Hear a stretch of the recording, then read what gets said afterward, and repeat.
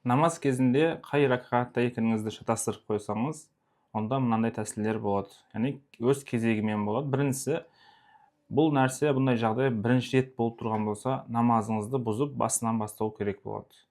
Ал егер де бұл жағдай басыңыздан бірнеше рет өткен болса, көп ұшыраған болатын болса, онда ойыңыздың басымырағын аласыз. Яғни 3 ракағат па яки 4 ракағат па, қайсы бірі басымырақ болып тұр. Сол ойды алып, сол бойынша намаз оқисыз.